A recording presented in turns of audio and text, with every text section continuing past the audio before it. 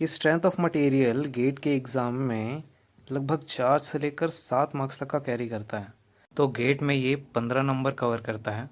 अब ये weightage carry करता है गेट के लिए 13 marks. Hi friends, welcome to Ascent. Myself Rahul. आज से हमारा गेट एग्ज़ाम की जर्नी स्टार्ट हो रही है, जिसका है डे 1। सो हमारा गेट एग्ज़ाम का जो सब्जेक्ट है वो सिविल इंजीनियरिंग रहेगा। हम जिस सब्जेक्ट से अपनी पढ़ाई स्टार्ट करने जा रहे हैं उसका नाम है स्ट्रेंथ ऑफ मटेरियल। ये स्ट्रेंथ ऑफ मटेरियल गेट के एग्ज़ाम में लगभग 4 से लेकर 7 मार्क्स तक का कैरी करता है। एंड अगर ईएससी का प्रिपरेशन अगर हम कर रहे हैं तो प्रीलिम्स में लेकर 38 से लेकर 42 मार्क्स तक का क्वेश्चन आता है इसमें, एंड मेंस में 88 से लेकर 104 मार्क्स तक का। एक्चुअली ये बेसिक है, अगर ये अच्छे से आ जाएगा तो आगे कई सारे सब्जेक्ट में हमें हेल्प मिलेगी। तो पहला पॉइंट हम लेते हैं स्ट्रेस। स्ट्रेस क्या होता है? जब भी हम किसी बॉडी पर एक्सटर्नल फोर्स अप्लाई करते हैं तो वो बॉडी अपने अंदर में एक इंटरनल रेजिस्टिव फोर्स बनाती है जो कि एक्सटर्नल फोर्स के अपोजिट होती है, उसको अपोज करते हैं। एंड स्ट्रेस को हम ऐसे भी लिख सकते हैं फोर्स अपॉन एरिया। स्ट्रेस जैसे कि फोर्स अपॉन एरिया होता है तो इसका यूनिट होगा न्यूटन पर मीटर स्क्वायर। इसको हम बोलते हैं पास्कल। मतलब 1 पास्कल होता है 1 न्यूटन पर मीटर स्क्वायर। उसी तरह से अगर 1 मेगा पास्कल होगा, मेगा मतलब हो जाता है 10⁶, तो 1 मेगा पास्कल हो जाएगा 10⁶ न्यूटन पर मीटर स्क्वायर, और या फिर 1 न्यूटन पर एम स्क्वायर। उसी तरीके से 1 गीगा पास्कल क्या होगा? गीगा का मतलब होता है 10⁹, तो 1 गीगा पास्कल होगा 10⁻³ MPa, या फिर 10⁻³ न्यूटन पर एम स्क्वायर, या फिर 1 किलो न्यूटन पर एम स्क्वायर। स्ट्रेस दो टाइप के होते हैं। पहला होता है नॉर्मल स्ट्रेस, दूसरा होता है शियर स्ट्रेस। नॉर्मल स्ट्रेस क्या होता है? जब भी हम किसी बॉडी पर या फिर किसी बॉडी के सरफेस पर परपेंडिकुलरली एक्सटर्नल फोर्स अप्लाई करते हैं इस तरीके से, तो उस सिचुएशन में अगर स्ट्रेस डेवलप हो रहा है तो उस स्ट्रेस को बोलेंगे हम नॉर्मल स्ट्रेस। एंड अगर किसी सरफेस के किसी सरफेस से पैरेलल अगर कोई एक्सटर्नल फोर्स अप्लाई हो रहा है, जैसे ये पैरेलल अगर अप्लाई हो रहा है, तो इस सिचुएशन में अगर कोई स्ट्रेस डेवलप हो रहा है तो उसे हम कहेंगे शियर स्ट्रेस। ओके, अब आते हैं स्ट्रेन पे। स्ट्रेन क्या है? जब भी हम कोई एक्सटर्नल फोर्स अप्लाई करते हैं तो बॉडी एक इंटरनल रेजिस्टिव फोर्स डेवलप करती है जिसे हम कहते हैं स्ट्रेस। एंड स्ट्रेस की वजह से बॉडी पे क्या होता है? डिफॉर्मेशन। या तो बॉडी खींचेगी या तो बॉडी दबेगी। तो उसी डिफॉर्मेशन को कहते हैं स्ट्रेन। स्ट्रेन को हम ऐसे भी लिख सकते हैं फिर, change in dimension upon original dimension. Strain भी दो टाइप के होते हैं। एक होता है एक्सियल या फिर लॉन्गिट्यूडनल स्ट्रेन, दूसरा होता है लैटरल स्ट्रेन। अगर हम जैसे मान लो अगर हम किसी लेंथ के अलोंग में फोर्स लगा रहे हैं और उसी डायरेक्शन में अगर डिफॉर्मेशन हो या फिर एलोंगेशन हो तो उसे हम कहेंगे एक्सियल या फिर लॉन्गिट्यूडनल स्ट्रेन। एंड अगर हम अगर हम जिस साइड पे फोर्स लगा रहे हैं बट जो डिफॉर्मेशन हो रहा है वो उसके परपेंडिकुलर हो रहा है या फिर डायमीटर में हो रहा है, तो उस डिफॉर्मेशन को हम बोलेंगे लेटरल डिफॉर्मेशन। स्ट्रेन को भी मेज़र करने के लिए एक इंस्ट्रूमेंट होता है, गेज होता है, जिसको बोलते हैं हम स्ट्रेन गेज। अब आएंगे हुक्स लॉ पर। हुक्स लॉ क्या बताता है? Stress is directly proportional to strain. Hooke's law ये बताता है कि जैसे जैसे स्ट्रेस बढ़ेगा वैसे वैसे ही स्ट्रेन भी बढ़ेगा। और जब हम ये प्रोपोर्शनैलिटी साइन हटाएंगे तो यहाँ पर हमें एक कांस्टेंट मिलेगा। इस कांस्टेंट को हम बोलेंगे यंग्स मॉडुलस या फिर मॉडुलस ऑफ इलास्टिसिटी। इसको हम ई से डिनोट करेंगे एंड ये हम लिख सकते हैं E is equals to sigma upon epsilon, मतलब स्ट्रेस अपॉन स्ट्रेन। इसकी वैल्यू हम 2 × 10⁵ न्यूटन पर एम स्क्वायर ये लिख सकते हैं। इसका यूनिट होता है न्यूटन पर एम स्क्वायर, क्योंकि यहाँ पर स्ट्रेन की कोई यूनिट नहीं होती, ये रहता है यूनिटलेस, इसलिए ई का यूनिट भी स्ट्रेस के यूनिट जैसा रहता है। पाएंगे हम स्ट्रेस स्ट्रेन ग्राफ के पास। इस ग्राफ में हम देख सकते हैं कि ये ग्राफ का जो पॉइंट ज़ीरो है ये है ओरिजिन। यहाँ से एक लाइन स्टार्ट होता है स्ट्रेट लाइन, एंड ये स्ट्रेट लाइन कहाँ तक है, पॉइंट ए तक। इस पॉइंट को हम कहते हैं प्रोपोर्शनैलिटी लिमिट। ये लाइन हमें बताता है कि स्ट्रेस जो है स्ट्रेन के डायरेक्टली प्रोपोर्शनल है। जो ये भी बताता है कि यहाँ पर हुक्स लॉ वैलिड है, यहाँ पर हुक्स लॉ लग रहा है। ओके, उसके बाद ए पॉइंट से थोड़ा कर्व हो जा रहा है, ये लाइन स्ट्रेट नहीं है, मतलब यहाँ से लेकर यहाँ तक कर्व हो जा रहा है। मतलब अगर हम किसी बॉडी पर फोर्स लगा रहे हैं और एक लिमिट तक लगाने के बाद उस फोर्स को हम वापस उठा दे रहे हैं, उस लोड को वापस उठा दे रहे हैं, और अगर बॉडी वापस अपने ओरिजिनल शेप में आ जा रहा है, अपना शेप रीगेन कर रहा है, तो उस लिमिट पॉइंट को हम बोलेंगे इलास्टिक लिमिट, जिसको हम यहाँ पर बी से डिनोट किए। ओके, तो ज़ीरो से लेकर बी पॉइंट तक ये हो जाता है इलास्टिक रीजन। अब बी पॉइंट से आगे क्या हो रहा है, यहाँ से यील्डिंग स्टार्ट हो रही है, यहाँ से मटेरियल धीरे धीरे प्लास्टिक बनना स्टार्ट हो रहा है। तो सी पॉइंट को हम कहेंगे upper yielding point and D point को कहेंगे हम लोअर यील्डिंग पॉइंट। सी से डी तक क्या है, यील्ड ड्रॉप एरिया है, एंड बी से सी तक क्या है, ट्रांजिशन रीजन है। मतलब यहाँ पर स्ट्रेस तो नहीं बढ़ रहा है लेकिन स्ट्रेन बढ़ते जा रहा है। यहाँ पर हम इसे इग्नोर नहीं कर सकते, ये 0.12%, ये मतलब 0.12% डिफॉर्मेशन है लोअर यील्डिंग पॉइंट तक। इसका मतलब ये है कि इस पॉइंट तक 0.1 mm का डिफॉर्मेशन होता है, जो कि काफ़ी कम है। ये एक इम्पॉर्टेंट पॉइंट है, जो कि काफ़ी कम है। इसका मतलब ये है कि हम एज्यूम कर सकते हैं कि ज़ीरो से लेकर डी पॉइंट तक हुक्स लॉ वैलिड है। इसका रीज़न क्या है, क्योंकि डिफॉर्मेशन एकदम मिनिमम है, नेग्लिजिबल, एकदम कम। अब डी से लेकर एस पॉइंट तक क्या है, यील्ड प्लेट्यू रीजन है। मतलब यहाँ से लेकर स्ट्रेस बढ़ना शुरू हुआ है अभी फिर से। तो बी से लेकर एस रीजन तक को हम कहेंगे परफेक्टली प्लास्टिक रीजन। अब एस के बाद से क्या हो रहा है, स्ट्रेस जो है इंक्रीज होने लग गया मटेरियल को डिफॉर्म करने के लिए, जिसके बाद फिर स्ट्रेंथ जो है बढ़ने लग गया। इसलिए इस पॉइंट को हम कहेंगे स्ट्रेन हार्डनिंग पॉइंट, एंड इस रीजन को कहेंगे हम स्ट्रेन हार्डनिंग रीजन। सो एस से लेकर यू तक क्या हो रहा है, स्ट्रेस एकदम बढ़ते जा रहा है और मटेरियल क्या हो गया, हार्ड और एकदम स्ट्रॉन्ग हो चुका है। अब आते हैं यू पॉइंट पे। यू पॉइंट क्या है, अपर स्ट्रेस पॉइंट। इसका मतलब क्या है कि मटेरियल अपने रीच में पहुंच गया, अपनी कैपेसिटी में पहुंच गया, इससे ज़्यादा स्ट्रेस वो ले ही नहीं सकता। इसलिए हम इसको अल्टीमेट टेंसाइल स्ट्रेंथ भी बोलते हैं। इसको भी नोट कर लो, लिख लो, मैं जो बोल रहा हूँ उसको, अल्टीमेट टेंसाइल स्ट्रेंथ। उसके बाद से फिर इसके बाद वाला रीज़न क्या है, नेकिंग जोन। मतलब इसके बाद सामान क्या है, टूटने वाला है। क्रॉस सेक्शन एरिया क्या है, कम होने वाला है। एक तरफ से एक्सटर्नल फोर्स खींच रहा है, एक तरफ से इंटरनल रेजिस्टिव फोर्स खींच रहा है, तो बीच वाला एरिया क्या है, पतला होते जा रहा है, पतला होते जा रहा है। उसका क्रॉस सेक्शन एरिया कम होते जा रहा है, वो क्या हो जाएगा, टूट जाएगा, फ्रैक्चर हो जाएगा, उसे कहेंगे हम फ्रैक्चर पॉइंट। ओके, ये है क्लास पॉइंट स्ट्रेंथ। स्ट्रेंथ क्या होता है, स्ट्रेंथ ये एक मटेरियल की प्रॉपर्टी है जो यह बताता है कि कोई भी मटेरियल एक कैपेसिटी तक का ही स्ट्रेस ले सकता है। फॉर एग्ज़ाम्पल कोई पतली सी रस्सी सिर्फ और सिर्फ 50 kg तक का वेट उठा सकती है, उससे ज़्यादा वेट नहीं उठा सकती। मतलब उसका स्ट्रेंथ क्या है, 50 kg। उससे ज़्यादा वेट अगर लगेगा उसमें तो वो टूट जाएगी। और ये है हुक्स लॉ से आउट है। मतलब यहाँ पर इसमें हुक्स लॉ वैलिड होता ही नहीं है, यूज़ ही नहीं होता। क्यों, क्योंकि हुक्स लॉ कहाँ यूज़ होता है, स्मॉल डिफॉर्मेशन के लिए। जैसे पॉइंट डी तक 0.1 mm यहाँ तक का यूज़ हो सकता है। तो आज स्ट्रेंथ ऑफ मटेरियल में हमने बस उतना ही पढ़ा। अब आते हैं नेक्स्ट सब्जेक्ट में, जो कि है जियोटेक इंजीनियरिंग।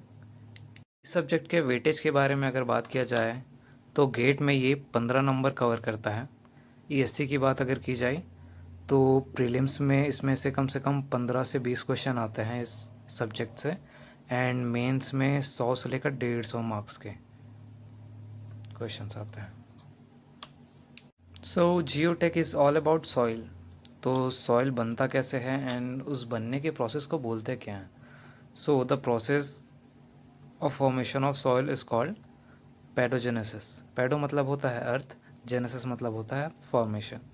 ओके, तो फॉर्मेशन ऑफ सॉइल दो टाइप के होते हैं। पहला फिजिकल वेदरिंग होता है, दूसरा केमिकल वेदरिंग होता है। उसके आगे हम देखते हैं कि ट्रांसपोर्टेड सॉइल किसको बोलते हैं। मतलब ये वो सॉइल होता है जो कि अपने जगह से ट्रांसपोर्ट हो जाता है, या तो विंड के थ्रू, या फिर ग्लेशियर से, ग्रेविटी के थ्रू, या फिर पानी के थ्रू, ऐसा।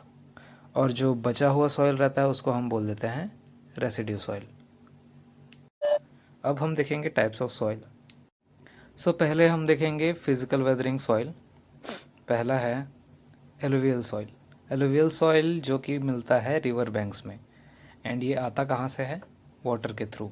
दूसरा है लैकेस्ट्राइन सॉइल जो कि लेक्स और पॉन्ड में मिलता है, ये काफ़ी फ्रेश रहता है।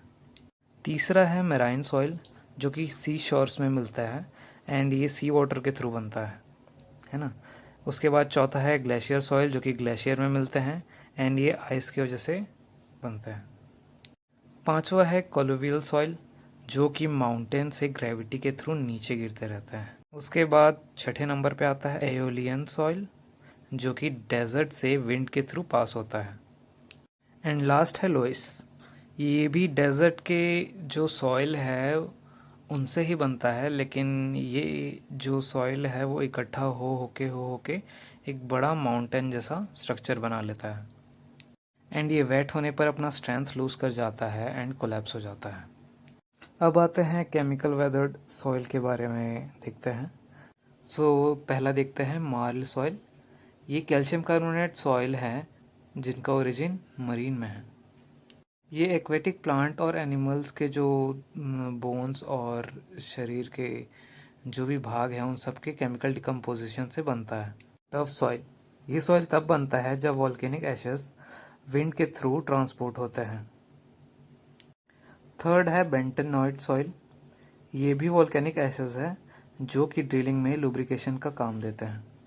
ये क्ले है जिसमें high amount of montmorillonite present होता है, जिसकी वजह से ये जल्दी फूल भी जाता है। मोंटमोरिलोनाइट को सिंपल वे में हम बोलेंगे मुल्तानी मिट्टी। पांचवा है ब्लैक कॉटन सॉइल। ये बेसाल्ट से बनता है एंड एक टाइप ऑफ रेसिडुअल सॉइल है। इसमें भी high amount of montmorillonite present रहता है, जिसकी वजह से ये स्वेलिंग होता है और श्रिंक भी हो जाता है। अब आते हैं छठे सॉइल पे जिसको बोलते हैं लेटराइट सॉइल। ये इस सॉइल में आयरन और एल्युमिनियम भर भर के होते हैं। ये एक टाइप ऑफ रेसिडुअल सॉइल है जो कि hot and wet tropical area में पाया जाता है। क्यों? क्योंकि वहाँ पर लीचिंग भरपूर होती है। सातवां है ऑर्गेनिक सॉइल। ये दो टाइप के होते हैं, मस्क एंड पीट। मस्क सॉइल क्या होता है? ये मिक्सचर होता है ऑर्गेनिक एंड इनऑर्गेनिक सॉइल का।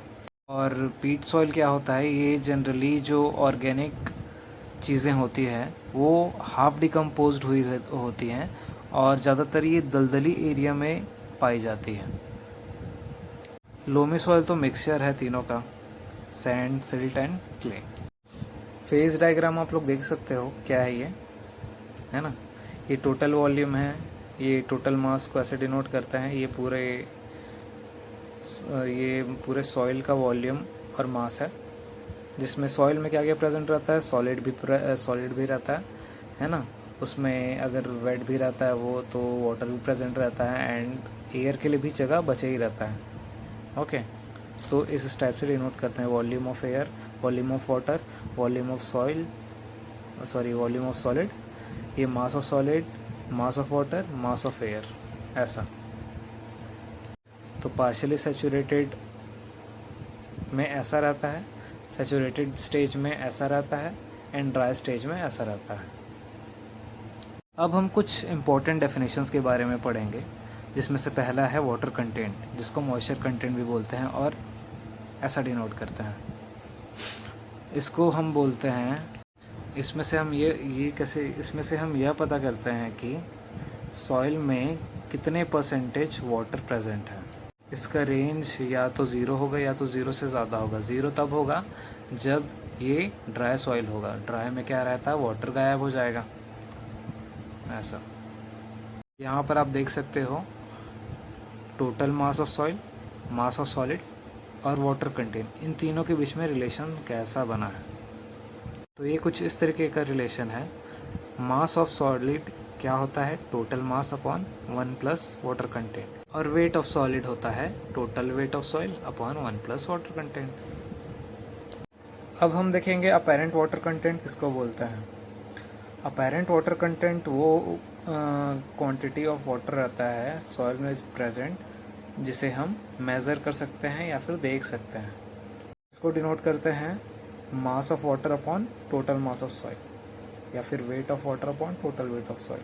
इसका रेंज होता है 0 से लेकर 100 तक। ये 0 हो सकता है लेकिन 100 नहीं हो सकता, क्योंकि मास ऑफ वाटर क्या हो जाएगा, टोटल मास ऑफ सॉइल बन जाएगा, जो कि पॉसिबल नहीं है। अब हम रिलेशन देखेंगे वाटर कंटेंट और अपेरेंट वाटर कंटेंट में क्या रिलेशन है। तो अपेरेंट वाटर कंटेंट क्या होता है, water content upon 1 plus water content. और वैसे ही W वाटर कंटेंट क्या होता है, apparent water content upon 1 plus apparent water content. अब हम देखेंगे वर्ड रेशियो क्या होता है। वर्ड रेशियो क्या होता है, ये हम डिनोट करते हैं इसे हम बोलेंगे volume of void upon volume of solid. And porosity को कैसे डिफाइन करेंगे हम, volume of void upon total volume of solid, ये परसेंटेज में रहेगा। तो वॉइड रेशियो का जो रेंज रहेगा वो 0 से बड़ा रहेगा, एंड जो पोरोसिटी का रेशियो रहेगा, पोरोसिटी का रेंज रहेगा वो 0 से लेकर 100 रहेगा। वॉइड रेशियो ज़ीरो नहीं हो पाएगा, एंड जो पोरोसिटी है वो भी 0 नहीं हो पाएगा, और 100% भी नहीं हो पाएगा। पोरोसिटी 100% हो गया तो वॉल्यूम ऑफ वाइड क्या हो जाएगा, टोटल वॉल्यूम ऑफ सॉइल, है ना, जो कि पॉसिबल नहीं है। अब यहाँ पर हम रिलेशन देखेंगे वॉइड रेशियो और पोरोसिटी में। तो इसमें का रिलेशन कैसे रहता है, ये ऐसा, जो वॉइड रेशियो रहता है वो इक्वल्स टू रहता है porosity upon 1 minus porosity. And दूसरा रिलेशन पोरोसिटी। अब वॉइड किस में ज़्यादा रहता है, कोर्स ग्रेन में रहेगा या फिर फाइन ग्रेन में रहेगा। तो साइज ऑफ वॉइड किस में ज़्यादा रहेगा, कोर्स ग्रेन सॉइल में, लेकिन नंबर ऑफ वॉइड्स किस में ज़्यादा रहेगा, फाइन ग्रेन सॉइल में। इसलिए फाइन ग्रेन सॉइल क्या है, पोरस है। यहाँ पर नया रिलेशनशिप देखेंगे volume of solid, total volume of soil और वॉइड रेशियो में, जो कि होता है ये वॉल्यूम ऑफ सॉलिड क्या होता है, total volume of soil upon 1 plus void ratio. Of saturation क्या बताता है कि वॉइड के वॉल्यूम में कितना वाटर प्रेजेंट है। तो हम ऐसे लिख सकते हैं volume of water upon volume of void. तो डिग्री ऑफ सैचुरेशन क्या हो जाता है, 0 भी हो सकता है, 100% भी हो सकता है, और दोनों के बीच में भी होता है। 0 कब होगा, मतलब वाटर कब ख़त्म हो जाएगा, ड्राई स्टेट में। और 100% कब होगा, जब वाटर पूरा भर जाएगा। कब होगा ये, सैचुरेटेड स्टेज में। और जब दोनों के बीच में रहेगा, 0 भी नहीं रहेगा 100% भी नहीं रहेगा, दोनों के बीच में रहेगा, तब ये होगा पार्शियली सैचुरेटेड। अब आते हैं एयर कंटेंट। एयर कंटेंट क्या होता है, वॉइड में कितना एयर प्रेजेंट है वो इसमें से देखते हैं हम। तो इसको कैसे लिखते हैं हम, volume of air upon volume of voids. ये 100% भी हो सकता है, ये भी 0 हो सकता है, और दोनों के बीच में भी हो सकता है। यहाँ पर हम रिलेशनशिप देख सकते हैं डिग्री ऑफ सैचुरेशन और एयर कंटेंट में। Degree of saturation plus air content equals to क्या हो जाता है, 1। अब आता है परसेंटेज एयर वॉइड। इसको हम लिख सकते हैं volume of air upon total volume of soil.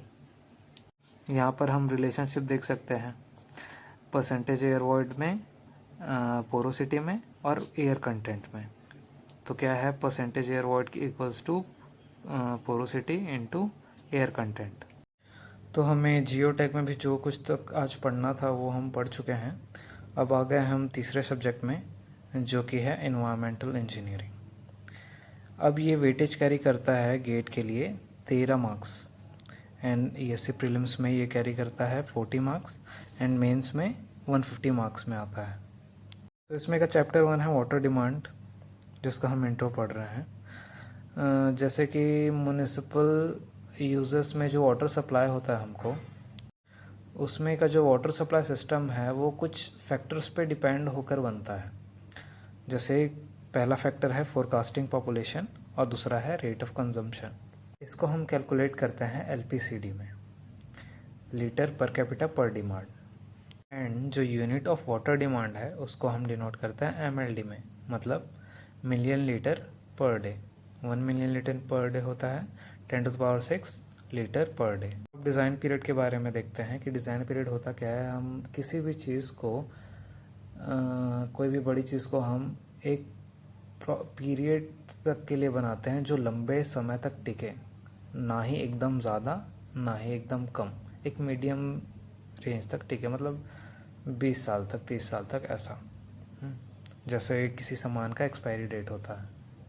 हम पार्ट 1 के बारे में पढ़ते हैं जो कि है पॉपुलेशन फोरकास्टिंग।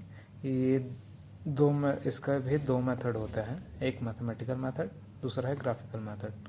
मैथमेटिकल मेथड में और 4 मेथड्स होते हैं। अर्थमेटिक इंक्रीज मेथड पहला, दूसरा है जियोमेट्रिक इंक्रीज मेथड, तीसरा है इंक्रीमेंटल इंक्रीज मेथड एंड चौथा है decreasing rate of growth method. हम देखते हैं अर्थमेटिक इंक्रीज मेथड। इसमें अज्यूम करते हैं कि पॉपुलेशन इंक्रीज होता है एक कांस्टेंट रेट से। जैसे ये है एक सफिशेंट लार्ज और ऑलरेडी एस्टेब्लिश जो एरिया है या फिर जो विलेज है, उसके लिए ये मेथड यूज़ करते हैं वैसे एरिया के पॉपुलेशन निकालने के लिए। तो इसका फॉर्मूला है Pn = P0 + n(x)।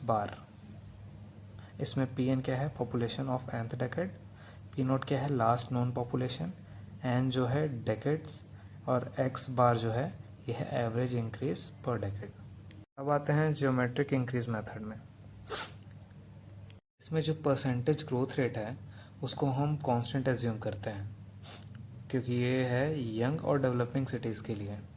इसका फॉर्मूला कुछ ऐसा है, P0 = Pn = P0 ब्रैकेट में 1 + r/100 फिर ब्रैकेट क्लोज, ये पावर में है n। ये सब तो हम जानते हैं। ये r क्या है, ये है ज्योमेट्रिक मीन, जो कि होता है इस तरीके से, ये जो r1 r2 r3 मतलब r1 × r2 × r3 ऐसे ऐसे करते करते nth ईयर तक। उसके बाद ब्रैकेट क्लोज करके इसका जो फ्रैक्शन में 1/nth ईयर, ये ऐसा फार्मूला रहता है। और ये r1 r2 r3 क्या है, ये है परसेंटेज इंक्रीज, है ना, final minus initial upon initial × 100। आते हैं तीसरे मेथड में जो है इंक्रीमेंटल इंक्रीज मेथड। इसका जो रिज़ल्ट निकलता है वो ये अर्थमेटिक इंक्रीज मेथड और ज्योमेट्रिक इंक्रीज मेथड के बीच का आंसर देता है, सकते हैं बीच का वैल्यू देता है। इसका कुछ फार्मूला ऐसा है, Pn = P0 + n(x) + n bracket में n+1/2, ये फिर इंटू करेंगे इसको y से। अब ये देख सकते हो कि आप कि ये एक्सटेंडेड वर्जन है अर्थमेटिक इंक्रीज मेथड का। तो इसमें क्या एक्स्ट्रा है जो हम नहीं जानते, y। अब y क्या है, एवरेज ऑफ इंक्रीमेंट। जैसे हम यहाँ पर ज्योमेट्रिक मीन निकाले थे ना, उसी तरीके से ये इसमें का है एवरेज ऑफ इंक्रीमेंट। इसका फॉर्मूला है y = y1 + y2/2। ये सब क्या है, इंक्रीमेंट है ना। तो y क्या हो सकता है, पॉजिटिव भी हो सकता है, नेगेटिव भी हो सकता है और 0 भी हो सकता है। आते हैं लास्ट मेथड की तरफ, decrease rate of growth method. ये उस विलेज या फिर उस सिटीज़ के बारे में है जहाँ पर पॉपुलेशन कंसिस्टेंटली डिक्रीज होते रहता है। ये कभी भी लॉन्ग टर्म फोरकास्टिंग के लिए यूज़ नहीं करते इस मेथड को। और इसका फॉर्मूला कुछ ऐसा है, Pn = P0 ब्रैकेट में 1 + r0 - d/100 ब्रैकेट क्लोज, फिर दूसरे में फिर 1 + r0 - 2 d/100, ऐसे ऐसे करते करते करते nth तक। इसमें जो d क्या है, ये है average decrease in percentage increase. और परसेंटेज इंक्रीज क्या है, ये r1 r2 r3 ये सब।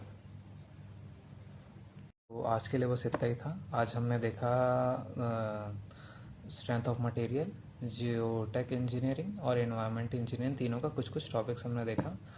एंड होप कि ये अगर किसी का हेल्प हो जाए इससे तो अच्छी बात है। एंड अगर मैंने ये बताने में बीच में कुछ मिस्टेक किया हो या फिर कुछ गलत बताया हो तो आप कमेंट में बता सकते हो, कमेंट कर सकते हो।